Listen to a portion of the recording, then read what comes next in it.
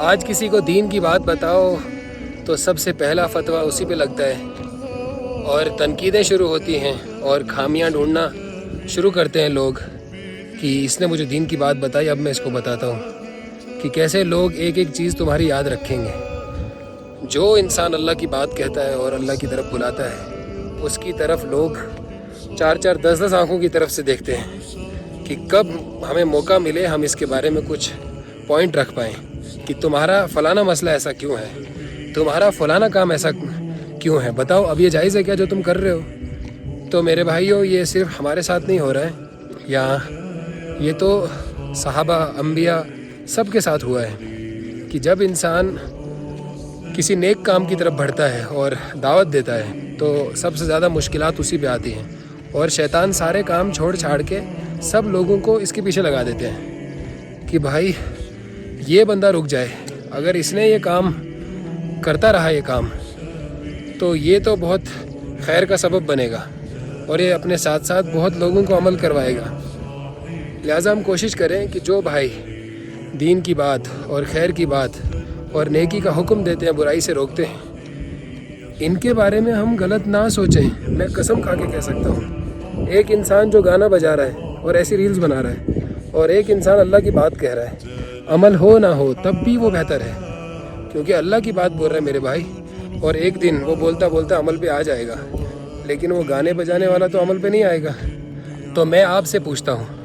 کیا کرنا چاہیے ہمیں؟ ایسے لوگوں کی تنقیدیں کرنی چاہیے، پوائنٹ نوٹ کرنے چاہیے، یا ایسے لوگوں کو سپورٹ کرنا چاہیے؟ تھوڑی دیر کے لیے امیجن کیجئے کہ کسی انسان کو پتہ چلے کہ آج اس کا اس دنیا میں آخری دن ہے اور کل اس کو یہ دنیا چھوڑ کے چلے جانا ہے، اللہ کے سامنے جواب دینا ہے۔ کیا اس کو نماز چھوڑنے کا اور گناہ کرنے کا دماغ میں تصور بھی آئے گا؟ کیا وہ سوچے گا کہ میں نماز کو چھوڑ دوں یا نماز کے بغیر کسی اور کام میں لگ جاؤں، یا اس کا دل ایک بار بھی اس چیز کے لیے تیار ہوگا کہ وہ گناہ کرے؟ محمد صلی اللہ علیہ وسلم اور صحابہ موت کے بارے میں ہمیشہ یہ سوچتے تھے کہ موت کبھی بھی آ سکتی ہے، کہ اس دنیا کا کوئی بھروسہ نہیں، اور آج مسلمان نے بہت لمبی لمبی امیدیں باندھی ہوئی ہیں کہ موت کا کیا ہے، موت تو بعد میں آئے گی، لیکن دنیا کے سارے مسئلے ابھی حل ہونے چاہیے، دنیا کے سارے کام ابھی بننے چاہیے، میرا دنیا کا کام پہلا پریفرنس دنیا کے کام کو ہے، اور آخرت کو آخر کوئی بات نہیں، دیکھیں گے، اللہ نے چاہا کریں گے انشاءاللہ۔ تو آج یہ ہماری غفلت اور اللہ کی ناراضگی کا سب سے بڑا سبب ہے کہ ہم اصل جو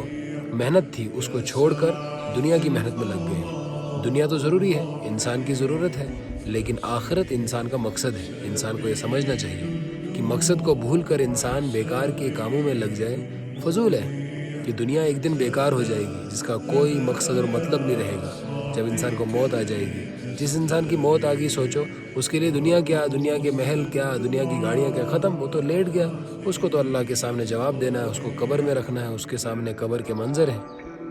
اور اسی لیے ہمیں چاہیے کہ ہم آخرت کی تیاری کریں، ہر وقت یہ خیال رکھیں کہ موت تو کبھی بھی آ سکتی ہے، اور اللہ کے نبی صلی اللہ علیہ وسلم نے سب سے عقل مند اور ہوشیار اس کو کہا ہے جو موت سے پہلے موت کی تیاری کرے۔